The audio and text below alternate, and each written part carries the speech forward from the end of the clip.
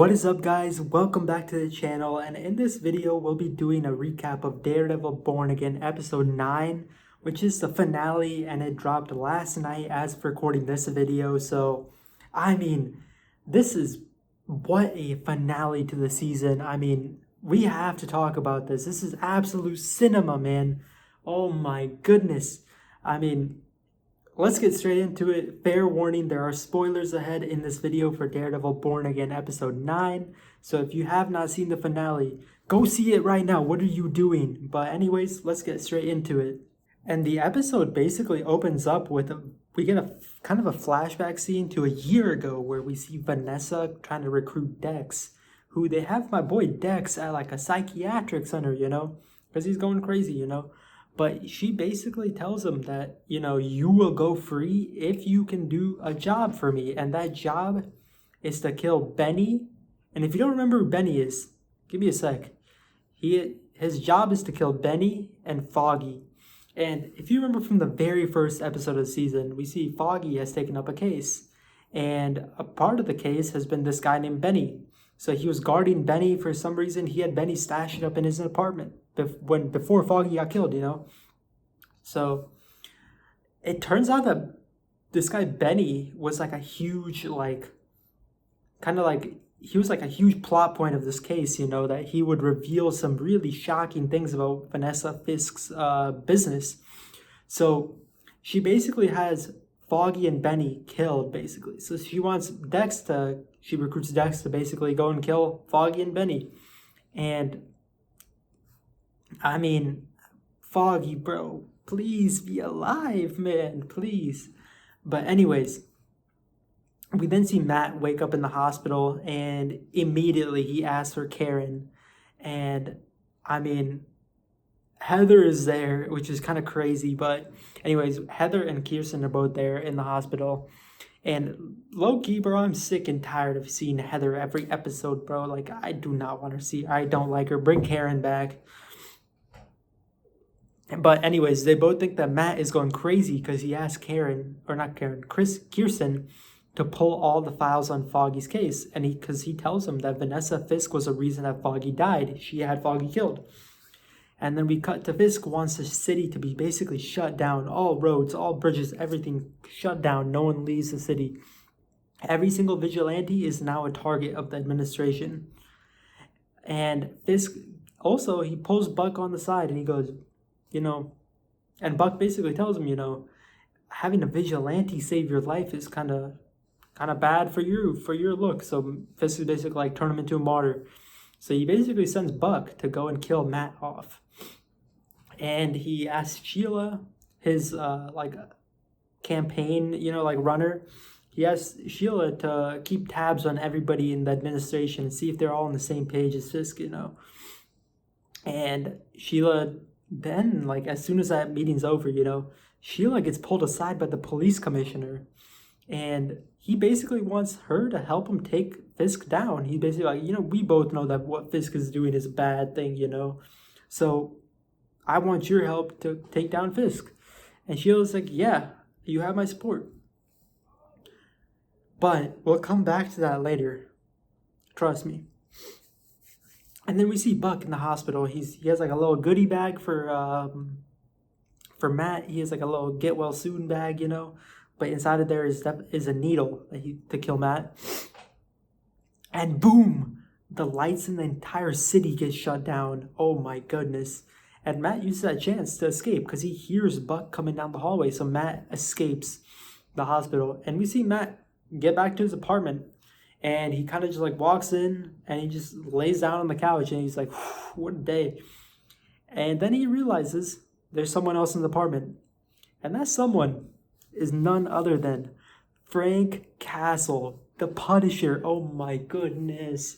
We are eating good in this episode for sure. And Frank basically tells him that he got a call to come and save Matt.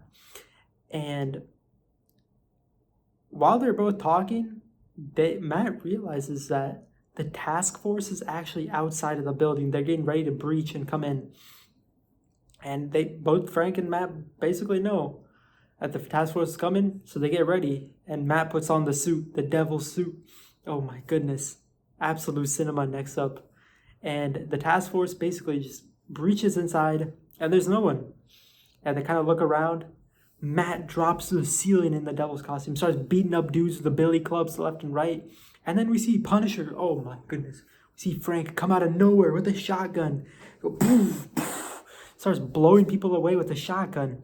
And I mean, Frank was literally cooking everybody, anybody and everybody in the room, man. And I mean, before this episode came out, we kind of had like a there was something that came out that this episode would be the most gory episode of the entire show. And it turns, I mean, in this fight scene, you can really see it. Like, Frank is literally like blowing people's heads off. He's doing some unspeakable things to those cops, man. And we see Cole North, actually, he was the guy that was leading this task force. He gets shot through a wall. Like, Frank is wall banging dudes left and right. And yeah, Frank basically kills everybody but Cole North. And he actually realizes, he finds like a bullet casing, and it has a Punisher logo. And if you remember that from episode 3, when Hector Ayala was killed, Matt found a bullet casing with the Punisher logo on it. And Frank sees that bullet casing, and he's like, yo, Matt, this is your guy right here. This guy that killed Hector Ayala. And Matt is pissed. And Cole North is like, yeah, I did that shit, And he basically just knocks the fuck out of Cole North. And then we see Frank kind of hit Matt with the, do it, the Palpatine, do it, to kill him. And Matt doesn't, of course, because, Matt's the GOAT. But then we see them start to argue, it's the classic, they both started screaming at each other's faces, I loved it, absolute cinema. And then Matt hears a grenade get tossed into the building, and they both jump out of the top floor of that building, man, and they land on top of a car, and the entire top floor of the building, Matt's apartment, just gets bursted in explosions. And then they're kind of like walking off, it's like a sick ass explosion scene, in the back, and they're kind of just walking off. And then we see a car pull up behind them. And you know who it is? Karen is back. Karen is back. Oh my goodness. Karen is back. And then we get some scenes with Karen, Frank, and Matt, they're all just kind of like chilling. And they're all like, and Karen's basically helping Matt like get patched up. Frank is patching himself up. And I guess this is kind of like something for the Castle fans, the people that shipped Karen and Frank, together. I guess it was like a scene for that, But it was a pretty nice scene, actually. It was a really good scene. But then we cut to basically the streets of New York City are now in shambles.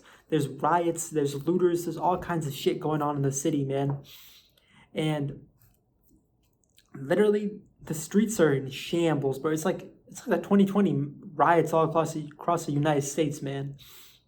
But anyways, we basically then see Karen and Matt are going through Foggy's old files, and because they're trying to find out like what the deal of the case was, that why Vanessa had Foggy killed. So they're kind of going through all the Foggy stuff, and I mean, you can tell that the new creative team is like the old. They have like a lot of the old writers from the old Netflix show that were kind of writing these next couple episodes. Episode 8, episode 9. I think episode 1 was also written by them.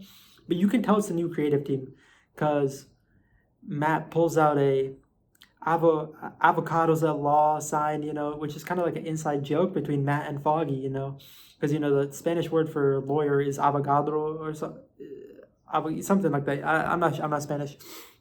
I can't speak Spanish, but anyways, yeah, it's like an inside joke, so they call it avocados at law, But it's such a heart. It's such a touching scene, I still cannot believe that Foggy's gone. Please bring him back to us, please. But anyways, Karen finds out that the file that Foggy was working on, and it turns out that Fisk and Vanessa are basically trying to turn like the docks into their own city state. Foggy basically figured out that the port they're like trying to that Fisk is trying to rebuild. It basically is like it's not owned by New York. It's kind of like an international type of thing, you know. So there's basically none of the laws of New York City really apply to it. So Fisk is basically trying to turn that into his own city state. And that's why Foggy was killed, because Vanessa didn't want the scheme to get revealed to the public, you know.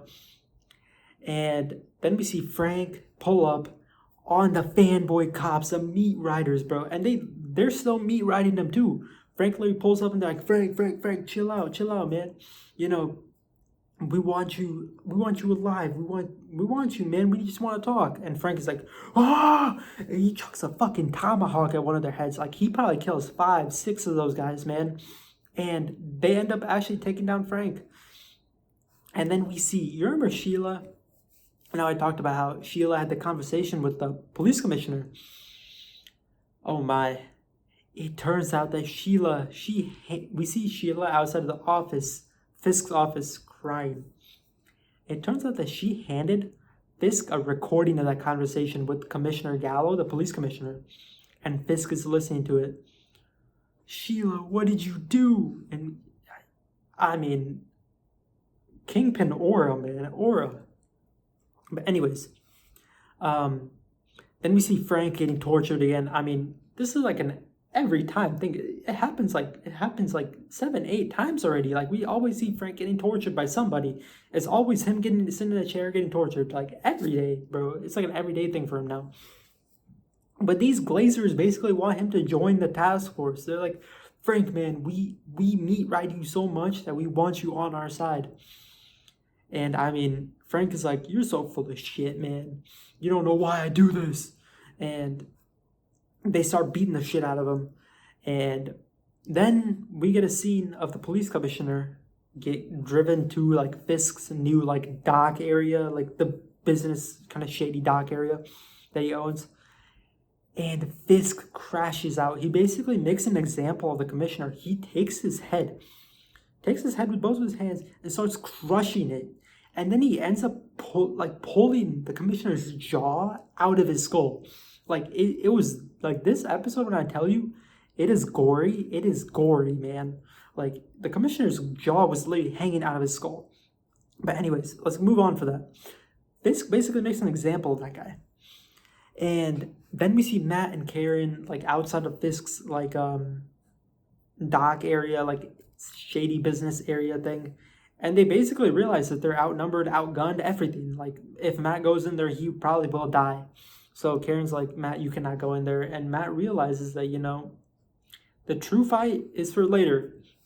And Matt basically says, we need to make an arm. We need an army. And I mean, I'll talk about this later or in a future video, but this is huge. This is huge. But then we get a scene, man. I did not like this scene one bit. We see Fisk. And you know who he's talking to? Heather. He makes Heather, he makes Heather Commissioner of Mental Health in his administration. And Heather basically says, I will be honored, Mr. Fisk. Heather, you are officially an op now. You are an op. And then we see that Fisk basically puts out an order that New York City is now under martial law. And he drops a curfew at 8 p.m. Like, he basically takes over everything. I mean, 8 p.m. curfew's low-key insane, man. But then we see Matt have a flashback scene where he kind of talks about how he thought that he was chosen by God. But, you know, the darker sides of him, like the devil inside of him, keeps coming out. And we basically, it's kind of like a cool scene because we see Karen basically tell him that she believes in him, you know. She and Foggy both believe him. Like, Foggy knew the good, the bad, everything that Matt had going on in his life. And he understood it. And he believed in Matt. And she does too. I mean, it was such a touching scene, you know. But, I mean, I want more Karen, Matt. I mean, bring Foggy back, please. I want to see them three together. Them three happy, please. But then we see Fisk has now been locking up vigilantes. And you know who's part of the vigilante crew? I mean, he kind of locks up like anybody and everyone that is against him, you know, including vigilantes. You know, he has Jack Duquesne, you know, the swordsman, locked up. He has the Punisher locked up in the chains. I mean, a bunch of like business people that that wouldn't pay him. And then okay, and then we also see Matt kind of like walk out of Josie into Josie's bar, with Karen. And it basically shows like the new team, It's basically like the entire new squad is kind of assembling. It is built up with Matt, Karen, Cherry, Angie Kim, if you remember her. She helped with that bank heist episode thing, and yeah, she kind of worked for Fisk here and there. But yeah, Angie Kim is there. I guess she's part of the cause now. There's a couple of cops there, Josie's there, a bunch of other people are there. But I guess this is like this beginnings of like the new, like the resistance kind of, And then we get the scene of Vanessa and Fisk kind of sitting down. They're celebrating this. They're celebrating this huge win for them. And then we end on this insane shot, man, of Matt standing through the wind. There's like a crack in the window in Josie's bar, and you see Matt in the devil suit with a red light shining on him, and he's talking about how we're gonna take this city back. The city does not belong to him, being Fisk, and because we are the city without fear. Absolute cinema. Who wrote this? Whoever wrote this cooked. Everybody that wrote this cooked. And we're not done yet. There was a post-credit scene, and the post-credit scene was basically Frank Castle kind of like locked up in the jail cell, and he basically tries talking to one of the fanboy cops, and I mean, them being a meat rider Punisher, the guy's like, I gotta talk to Frank, and Frank basically is like, I want to shake your hand, buddy. I like you. And the guy kind of like sticks his hand out of the jail cell, and the guy starts shaking his hand. Frank pulls his arm into the cell, breaks his elbow, and then it cuts there. Which, I mean, Frank definitely escaped prison right there. And I mean, I really do think that it's for the Frank Castle special presentation thing that's coming out later this year. So, I mean, Frank is loose. I want to see him kind of team up with Daredevil again, hopefully. I mean, next season we'll definitely see Frank again, so no worries in that. But, I mean, this episode was amazing. And, I mean, this show, Daredevil Born Again, I mean, this show was not bad. It was pretty damn good. I mean, episode 1, 8, and 9 were written by the new creative team, and you can really see that, like, there's more references back to the old Netflix show, because episodes 1, 8, and 9 were all written by, or I think the old Netflix crew helped on these episodes, so you can really see, like, the parallels between both those shows. But, I mean, this show was really good, in my opinion. For a first season, it was pretty damn good. This finale, though, 11 out of 10, I'd rank 11 out of 10. Beautiful, man. Beautiful. And as far as Matt making that army, I really would like to see them kind of team up with, bring the Defenders back, bring Castle back. And, I mean, Moon Knight, is probably not going to happen. But, I mean, I would love to see Moon Knight. Spider-Man, I mean, we all know Sony's deal. They're just gatekeeping Spider-Man, so we probably will never see Spider-Man in any of this shit. But, like, I want to see the Marvel Knights team up, So next season is going to be a movie. It's going to be cinema, absolute cinema. So, I mean, drop your thoughts below in the comments. Thank you so much for watching, guys. And, I mean, this has been a journey. Daredevil Born Again. Season 1 is over. And, I mean, I loved it. I loved it. So I don't know. I'm so excited for season 2. It sucks that it's a year from now that it'll be coming out, but I loved it. I love this show. Yeah, thank you so much for watching, and I'll see you in the next video. We'll be doing something else.